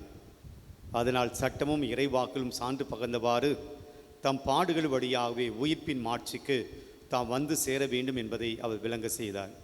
ஆகவே ஆற்றல் மிகுந்த விண்ணவரோடு சேர்ந்து நாங்களும் இம்மண்ணுலகில் இடையிறாத மாட்சியை கொண்டாடி முடிவின்றி சொல்வதாவது: தூயவர் தூயவர் தூயவர், வான்படைகளின் கடவுளாம் ஆண்டவர். விண்ணகமும் மண்ணகமும் உமது மாட்சியால் நிறைந்துள்ளன. உன்னதங்களிலே ஓசன்னா. ஆண்டவர் பெயரால் வருகிறவர் ஆசி பெற்றவர். உன்னதங்களிலே ஓசன்னா. ஆண்டவரின் மெய்யாகவே தூயவர், தூய்மை அனைத்திற்கும் ஊற்று.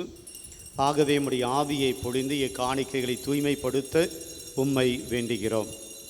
இவ்வாறு எங்கள் ஆண்டவர் இயேசு கிறிஸ்துவின் உடலும் இரத்தமுமாக எங்களுக்கு இவை மாறுவனவாக. அவர் பாடுபட உளம் கனிந்து தம்மை கையளித்த போது அப்பத்தை எடுத்து நன்றி செலுத்தி அதை பிட்டு தம் சீடர்களுக்கு அளித்து அவர் கூறியதாவது: அனைவரும் இதிலிருந்து பெற்று உண்ணுங்கள், ஏனெனில் இது உங்களுக்காக கையளிக்கப்படும் என் உடல்.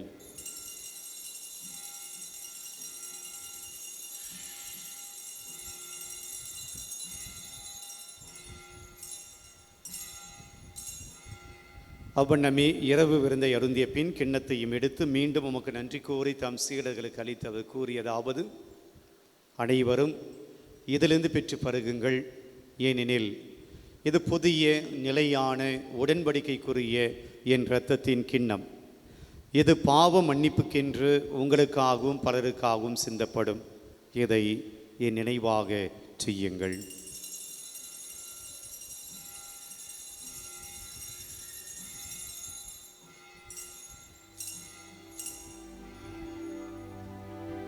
நம்பிக்கையின் மறை பொருள். ஆண்டவரே, நீர் வருமளவும் உமது இறப்பினை அறிக்கையிடுகின்றோம், உமது உயிர்ப்பினையும் எடுத்துரைக்கின்றோம். ஆகவே ஆண்டவரை, நாங்கள் கிறிஸ்துவின் இறப்பினையும் உயிர்ப்பினையும் நினைவு கூர்ந்து வாழ்வு தரும் அப்பத்தையும் மீட்பளிக்கும் கிண்ணத்தையும் உமக்கு ஒப்புக்கொடுக்கின்றோம். உம் திருமுன் நின்று உமக்கு ஊழியம் புரிய தகுந்தவர்கள் எங்களை ஏற்றுக்கொண்டீர். எனவே உமக்கு நன்றி செலுத்துகின்றோம். மேலும் கிறிஸ்துவின் உடலிலும் இரத்தத்திலும் பங்கு கொள்ளும் எங்களை தூய ஆவியார் ஒன்று சேர்க்க வேண்டுமென உம்மை தாழ்மையுடன் மன்றாடுகின்றோம். ஆண்டவரே, உலகெங்கும் பரவிருக்கும் திரு ஆவி நினைவு கூர்ந்தள்ளும்.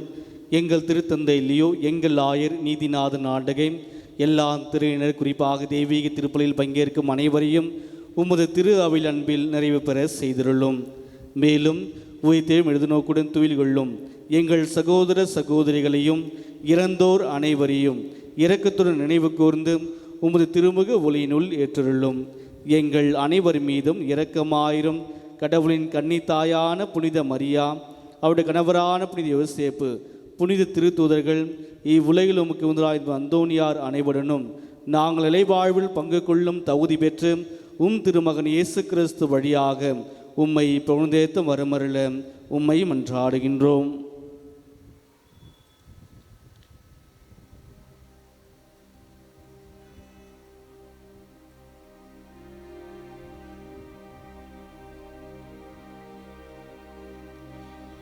இவர் வழியாக இவரோடு இவரில் எல்லாம் வல்ல இறைவனாகிய தந்தையே, தூய ஆவியாரின் ஒன்றிப்பில் எல்லா புகழும் ஆட்சியும் என்றென்றும் உமக்கு உரியதே.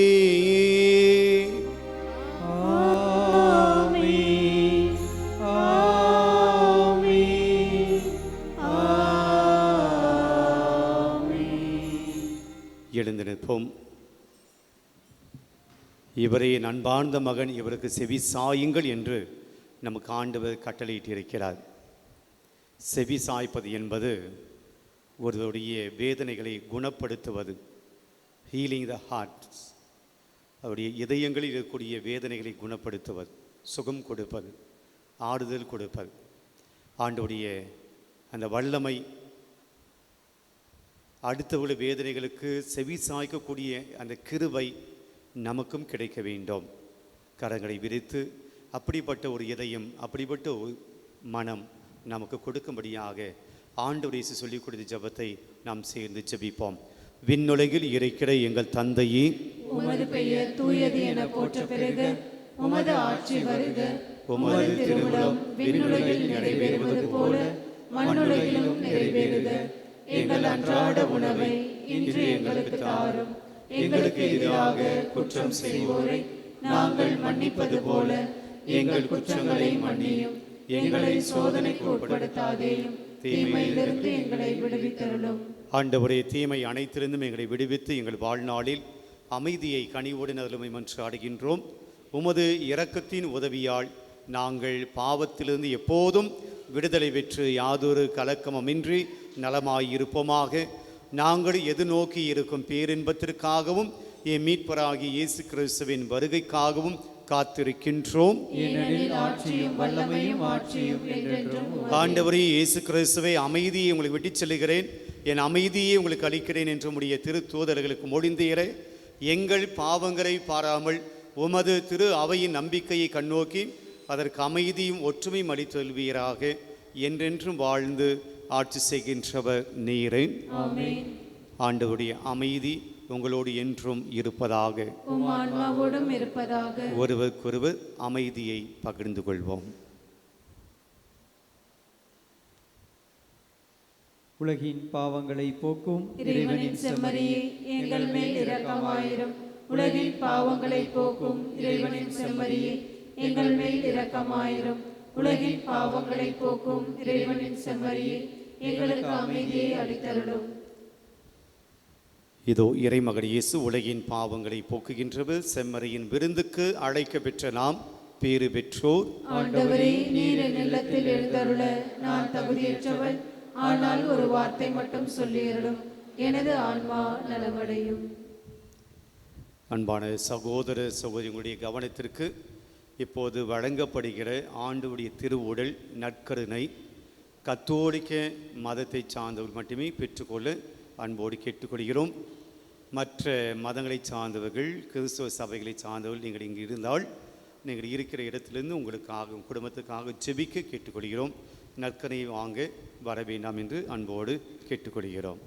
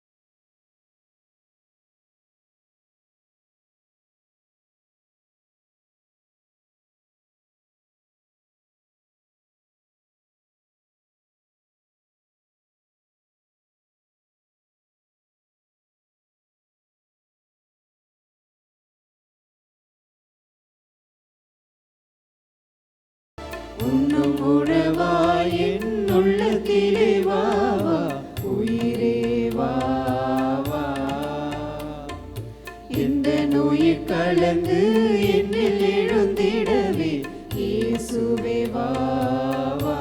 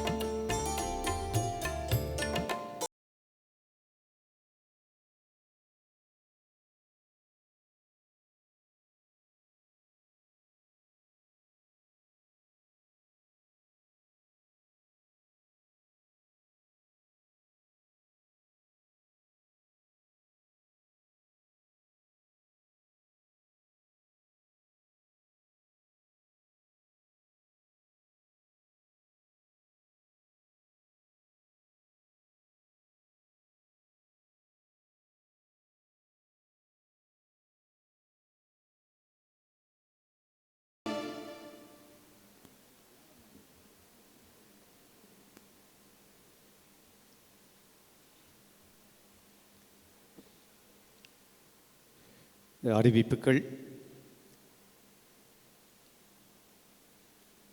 இன்று தவக்காலத்தினுடைய 2வது ஞாயிறை நாம் சிறப்பிக்கிறோம்.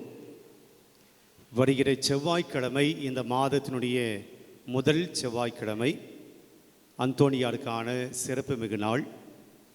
அன்றைய நாளில் இந்த திருத்தலத்தில் 6 திருப்பலிகள் நடைபெறும். காலை 6:30, 7:30 திருப்பலி ஆங்கிலமாக, மீண்டும் 8:30 மணி தமிழிலும், 11 மணிக்கு நற்கனை ஆராதனை திருப்பலியும், 3 மணிக்கு மீண்டும் தமிழில் திருப்பலியும், மாலை 6 மணிக்கு நற்கனை ஆராதனையும், அதனைத் தொடர்ந்து திருப்பலியும் நடைபெறும். பிரியமானவர்களே, இந்த மாதத்தின் முதல் செவ்வாய்க்கிழமை ரொம்ப விசேஷமான ஒரு நாள். பல்வேறு மனிதர்கள் வரக்கூடிய, வெகு தொலைவிலிருந்து வரக்கூடிய அந்தோணியாருடைய பக்தர்களை நான் பார்த்து கொண்டிருக்கிறேன்.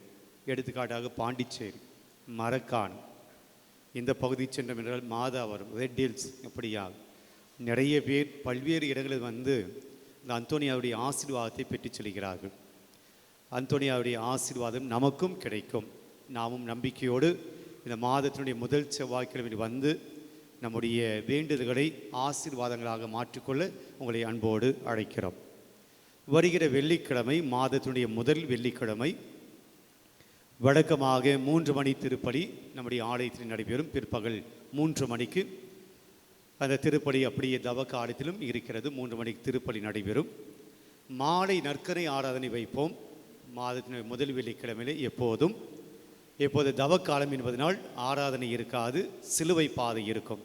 மாலை 6 மணிக்கு சிலுவை பாதையும், அதனைத் தொடர்ந்து திருப்பலியும் நடைபெறும். நம்முடைய பங்கில் 13, 14, 15 இந்த 3 தேதிகளில் தவக்கால தியானம் நடைபெற இருக்கிறது. முழு நாட்கள் அல்ல, மாலையில் மட்டும். 13ஆம் தேதி வெள்ளிக்கிழமை சிலுவை பாதை திருப்பலி, அதனைத் தொடர்ந்து ஒரு தியான சிந்தனை வழங்கப்படும். 6 மணிக்கு துவங்கும், 8:30 மணிக்கு முடிந்துவிடும். 14ஆம் தேதி சனிக்கிழமை 6 மணிக்கு துவங்கி 8:30 மணிக்கு முடிந்துவிடும். திருப்பலியும் தியான சிந்தனைகளும் இருக்கும். 15ஆம் தேதி காலையிலே நாம் தியானம் துவங்குகிறோம். 7:30 மணிக்கு தியானத்தை துவங்கி 1 மணிக்கு நாம் முடித்து விடுகிறோம். 1 மணிக்கு மதிய உணவு இங்கே கொடுக்கப்படும். மதிய உணவு நீங்கள் சாப்பிட்டு குடும்பத்தோடு நல்ல ஒரு பாவ சங்கீதம் செய்துவிட்டு நீங்கள் வீடு திரும்பலாம். நீங்கள் வீட்டுக்கு சென்று சாப்பிட்டு வந்து பாவ சங்கீதம் செய்வது கடினம். எனவே 1 மணிக்கு எல்லா தியானங்கள் எல்லாம் முடிந்துவிடும். 1 மணிக்கு இங்கே உணவு எல்லோருக்கும் வழங்கப்படும். நீங்கள் உணவு சாப்பிட்ட பின்பு நல்ல ஒரு பாவ சங்கீதம் செய்துவிட்டு நீங்கள் வீடு செல்லலாம். குடும்பத்தோடு பாவ சங்கீதம் செய்யுங்கள். பிரியமானவர்களே, நிறைய பேருக்கு ஒரு டவுட் இருக்குது, பாவ சங்கீதம் செய்வதனால் என்ன பயன்? பயன் இருக்கிறது, ஏன் பயன் இல்லை அப்படின்னு நான் சொல்கிறேன். பாவ சங்கீதம் செஞ்சாலும் ஏன் பயன் இல்லை அப்படின்னா, மனைவி நல்ல ஒரு பாவ சங்கீதம் செஞ்சுட்டு போவாங்க, நல்ல ஒரு வாழ்க்கை வாழணும். கணவன் பாவ சங்கீதம் செய்வதில்லை இல்லையா? இப்போது நல்ல ஒரு வாழ்க்கை வாழ அன்போடு இருக்கணும், பாசத்தோடு இருக்கணும், மன்னிக்கணும் என்று மனைவி செல்கிற போது அந்த வேவ் லென்த்தை ஏற்றுக்கக்கூடிய கணவனும் அங்கே இருக்கணும். அதே அளவுக்கு மனசுடைய ஒருவரும் அங்கே இருந்தால்தான் இந்த ரெண்டும் ஒத்து போகும். இங்கே பாவத்தை பற்றி பயம் இல்லை, பாவத்தை பற்றி அச்சம் இல்லை, நான் அப்படி தான் இருப்பேன், நான் அப்படி தான் வாழ்வேன் என்று கணவன் இங்கே இருக்கிறார். கணவன்மார் கோச்சிக்காதீங்க, ஒரு அடையாளத்துக்கு சொல்கிறேன். ஓகே, நானும் பாவசனம் பண்ணலையா அப்படின்னு நீங்கள் கோச்சிக்கூடாது. ஒரு எடுத்துக்காட்டு. அப்போ இந்த 2 பேரும் சமநிலையில் இல்லை அப்படின்னா பாவசங்கீதம் தோல்வி அடையும். 2 மாடும் ஒன்றாக போனால் தான் மாட்டு வண்டி போகும். ஒன்று முன்னாடி பாவசங்கீதம் அப்படி தான். குடும்பத்தில் இருக்கக்கூடிய எல்லாருமே பாவசங்கீதம் செய்கிற போது தான் அது பயன் உண்டு. இல்லை என்ற குடும்பத்தில் அதனால் பெரிய பயன் கிடையாது. அதனால தான் குடும்பத்தோடு தியானத்துக்கு வாங்க. நாம் குடும்பத்தோடு பாவசங்கீதம் செய்வதற்கு அந்த தியானம் உதவியாக இருக்கும். ஃபஸ்ட்டெல்லாம் 1 வீக் வச்சுட்டு இருந்தாங்க, ஹோல் டே வச்சுருந்தாங்க. இப்போ நம்ம சில மணி நேரம் தான். வெள்ளிக்கிழமை 2.5 மணி நேரம், சனிக்கிழமை 2.5 மணி நேரம், ஞாயிற்றுக்கிழமை 7:30 மணிலேருந்து 1 மணி வரைக்கும் நடுவில் பிரேக்கெல்லாம் இருக்கிறது. கொஞ்ச நேரம்தான். நல்ல சிந்தனைகளை கேட்போம், நல்ல பாவசீனம் செய்வோம், இந்த தவக்காலத்தினுடைய ஆசீர்வாதங்களை பெற்றுக்கொள்வோம்.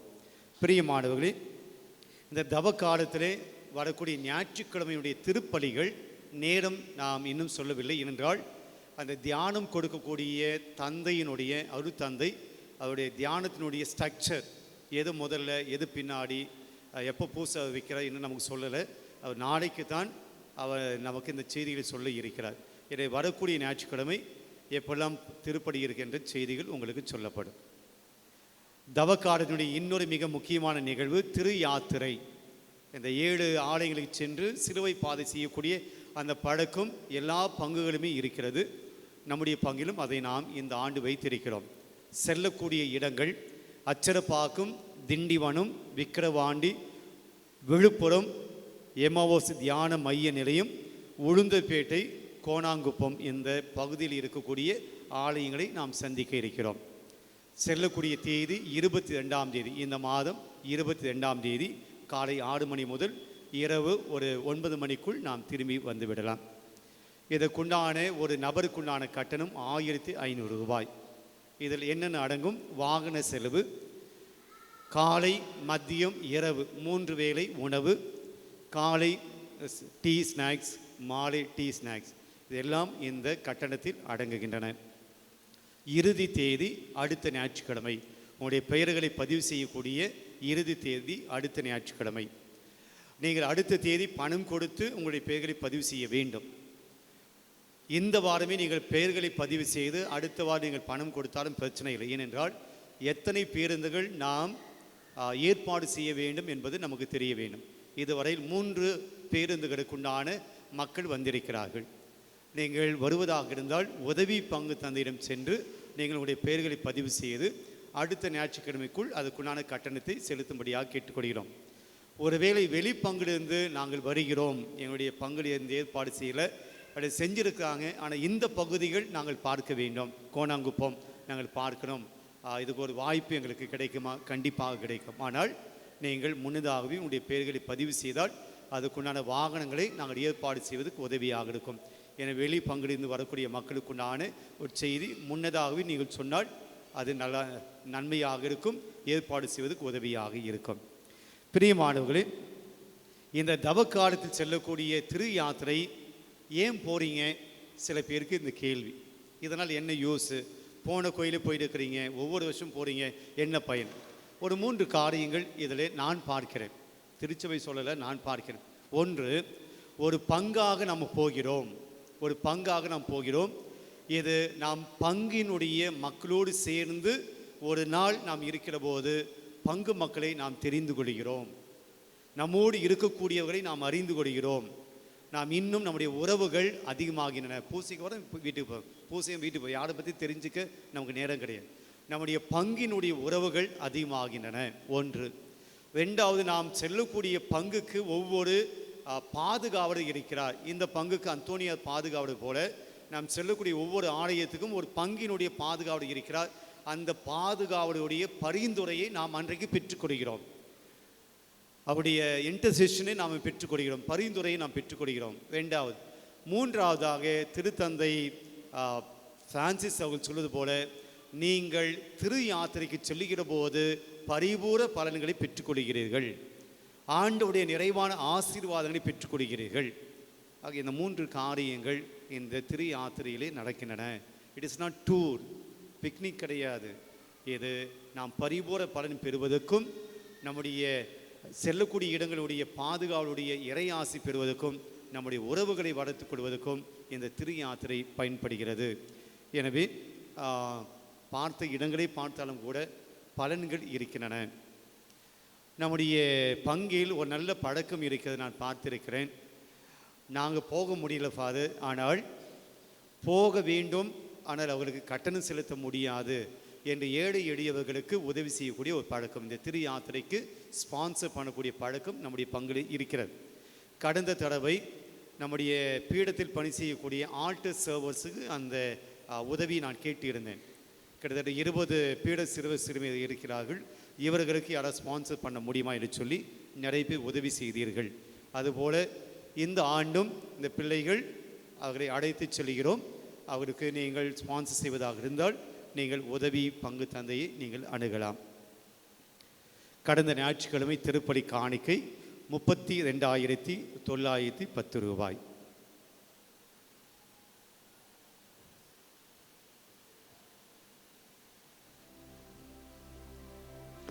மன்றாடுவோமாக. ஆண்டவரை, உலகில் வாடும் நாங்கள் ஏற்கனவே விண்ணுலக வாழ்வில் பங்கு பெற அதில் கூர்ந்தேன் மாட்சிக்குரிய மறை நிகழ்வுகளை பெற்றுக்கொண்ட நாங்கள் உமக்கு செலுத்தும் நிறை நன்றியை ஏற்றுக்கொள்வீராக. எங்கள் ஆண்டவர் இயேசு கிறிஸ்து வழியாக உம்மை மன்றாடுகின்றோம். ஆண்டவர் உங்களோடு இருப்பாராக.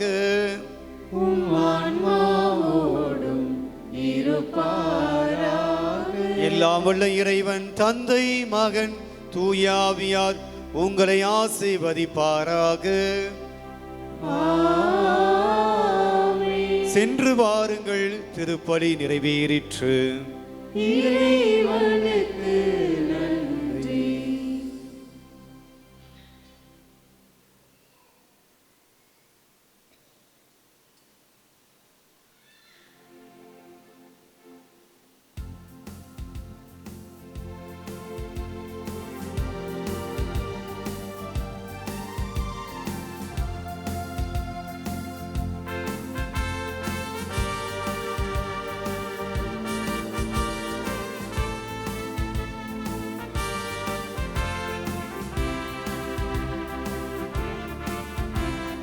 செயல்கள் ஆற்றினார் போற்றுவோம்.